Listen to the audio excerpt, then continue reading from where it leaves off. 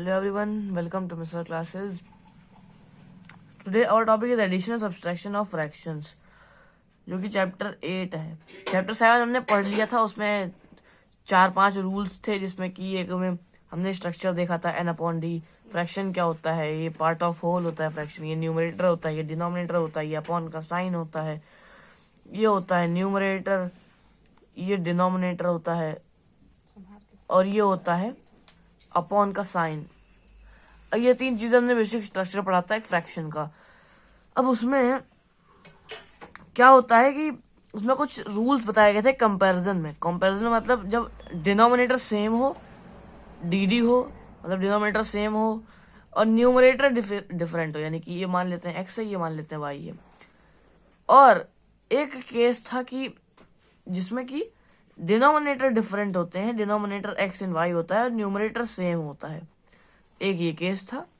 और तीसरा केस था जिसमें कि जो कि दोनों डिफरेंट होते हैं, ये किसी तरीके से केस। इसका हमने कंपैरिजन देखा था, कंपैरिजन कैसे करते हैं। अब कंपैरिजन देख लिया था हमने, और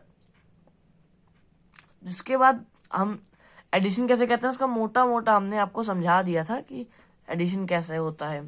अब एडिशन के लिए हमने एक बेसिक स्ट्रक्चर देखा था, मतलब बेसिक एक तरीका देखा था, इसका नाम था बटरफ्लाई मेथड। उसमें क्या होता था, जो x/y और z/a इस तरीके से फ्रैक्शन लिखे होते थे, अगर ऐड करना है तो इसको इससे मल्टीप्लाई कर देते थे, इसको इससे मल्टीप्लाई कर देते थे, जो कि ax हो जाता था प्लस zy हो जाता था, और अपॉन में इसको इसको मल्टीप्लाई कर देते थे तो ये ay हो जाता था। तो ये इस तरीके का कोई बेसिक स्ट्रक्चर पढ़े थे हमने, जो कि आपको आगे की क्लासेस में देखने को मिलेगा, फिर भी मैं आपको बता रहा हूँ।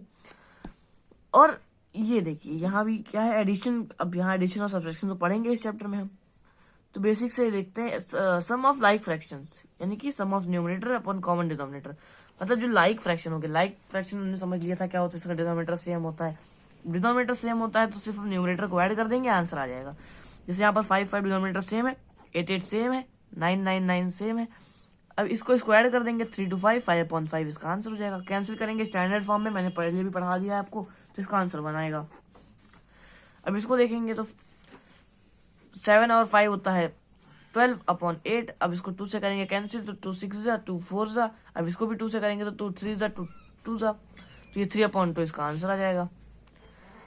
जिसको हम अगर होल में लिखना चाहें तो ये मिक्स फ्रैक्शन में हमने कन्वर्जन आपको बता दिया था कैसे होता है, जो कि ये 1 होल 1/2 हो जाएगा, जैसे यहाँ पे जो दिया गया है, तो ये होल में हो जाएगा। और ये चीज अगर हम देखें तो इसमें हम तीनों को ऐड कर देंगे, 5 4 9 7, 9 और 7 होता है 16, तो 16/9 इसका आंसर हो जाएगा। अब ये 16/9 इसका आंसर हो जाएगा, क्योंकि ये कैंसिल होगा नहीं। अब क्योंकि ये कैंसिल नहीं होगा तो इसको हम ऐसे ही एज इट इज इसमें लिख देंगे मिक्स फ्रैक्शन में।